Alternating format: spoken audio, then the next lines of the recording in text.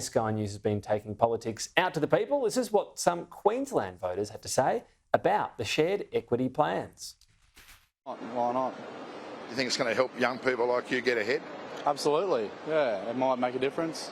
I don't want them to take my home. If I buy a house, what I'm trying to do right now, I don't want them to own any part of it. It's just ridiculous, this 40% equity in your house provided by the government. How would the financial institutions view that? I mean, they wouldn't go along with it. No one would. Joining us now, Greens MP Max Chandler-Mather, who's the Greens spokesperson in this area. Thanks for your time. There's been a lot of horse trading on the Greens. Once we talk to housing, it always becomes things such as negative gearing rent caps and things the government's basically ruled out. So on the merits of this proposal, what do you think of it? Well, it's a scheme that will screw over 99.8% of renters who don't get access to it every year. Not only that, it'll drive up property prices. We have senior economists who are commenting on the New South Wales shared equity scheme, very similar to the one Labor proposed. And what they said is if you put more money into the demand for housing, it will drive up the cost of housing.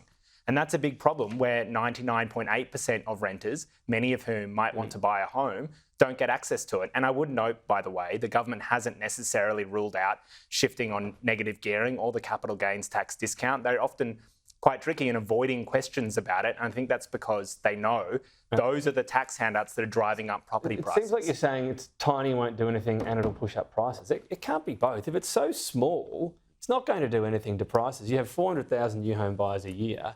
It's not much demand, is it? Well, the New South Wales scheme has 3,000 places a year. The government scheme has 10,000 places a year. And those senior economists, the former Saul Eslake, the former ANZ chief economist, said the New South Wales scheme could have an inflationary impact on house prices. Again, this is exactly why, if you want to deal with housing affordability, and this is the government's only piece of legislation for the House this year to deal with housing affordability, and we think it's not good enough that they have a scheme that is going to drive up the cost of housing. So can you envisage any circumstance, given you're so anti it, that you would agree to pass this legislation? Well, we've said to the government we want shifts on 3 areas. We want a phasing out of the big tax handouts for property investors, denying millions of renters a home. We want nationally coordinated caps on rent increases in some form. And we want a much larger investment in public housing. But you're saying it's bad legislation. So why are you still prepared to pass it if you get those other measures? Well, we don't want to let the perfect be the enemy of the good. We understand that to get our policies through Parliament, there does have to be a little bit of to and fro. And that's a message for the government as well. They don't have a majority in the Senate. And I don't think the public would be happy with the government that says it's their way or the highway, when the Australian public expects them to work with Parliament to work out real solutions to the housing crisis. The Greens took a shared equity scheme to the 2022 election. Given that some people would have voted for you expecting this kind of policy, are you still willing to stand in the way of one getting through? Very different policy. So that was a policy for the government to build good quality housing and then sell it for $300,000. So they would build the homes and then sell them to people who couldn't afford to buy in the private market. The government scheme is giving people money to go into an already overinflated private market without building any new housing, and then giving them money to go to auctions to bid up the price of housing.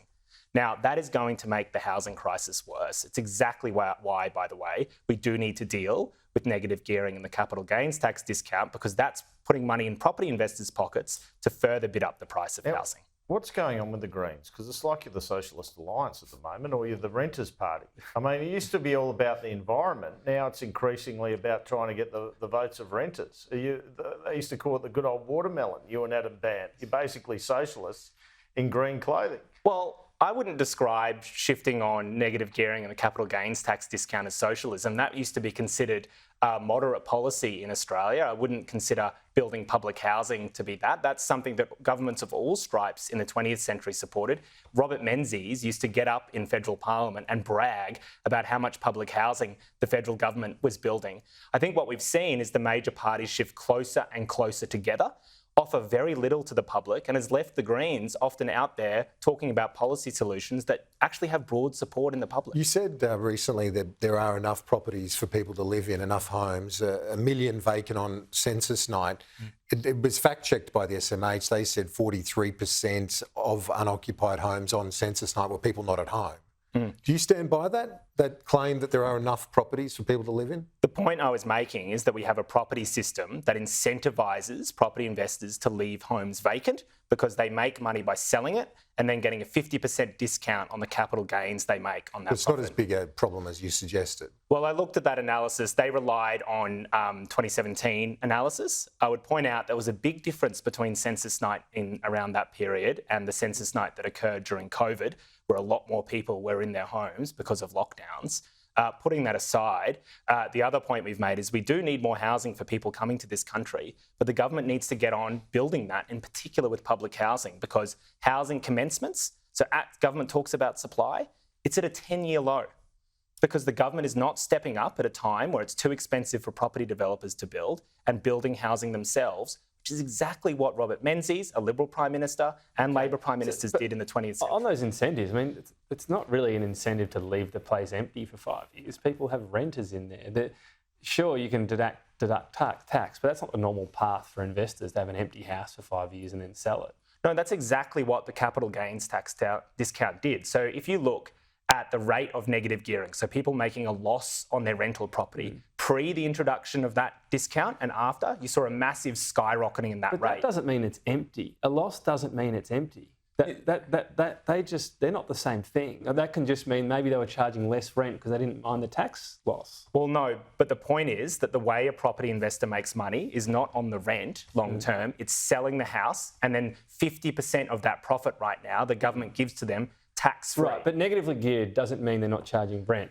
No, of course. But the point I'm making is the tax system is designed to encourage property investors it softens the blow. It's not designed to have an empty house. It softens the blow if you can't get someone in for it. Well, no, that's negative gearing. That softens the blow. The capital gains tax discount is the bucket of gold at the end of the rainbow. It's you sell your home right now. Property investors buys a home, and the way they make money is in a few years' time they sell it, and then they make a massive capital gains that they get 50% of that tax-free. And by the way, 83% of that benefit of the capital gains discount goes to the top 10% of earners. So this is a discount that's costing the government billions of dollars, driving up the price of housing, locking out renters, and actually going to the wealthiest in this country. Shouldn't your MPs with negatively geared properties either divest themselves of those properties or not claim the tax deduction? Look, it's so hypocritical. No, I would disagree. That every single Greens MP tomorrow would vote to phase out those tax handouts for property investors. The point Just take advantage of them in the meantime. Well, the point we've made is that 75% of all Labor parliamentarians have investment properties, and the problem is they also oppose any changes to the tax handouts for property investors. What about your guys? I mean, shouldn't they lead from the front if they think it's such an issue instead of, collecting the money? Well, our policy is not to make every property investor sell their home. Our policy is to phase out the tax handouts for property investors that are locking out millions of renters from ever being able to buy a home. Phase it out for yourselves first and, make a start. Well, we're trying to in Parliament. I mean, we're putting our necks on the line here and going out there to try and push the government to phase out these tax handouts for property investors. And to be frank, the tax system has been created for decades now to encourage people to buy investment properties. Okay. We don't begrudge people that. We do begrudge a government standing in the way of tax reform. Max Chandler-Mather, got to leave it there. Thank you.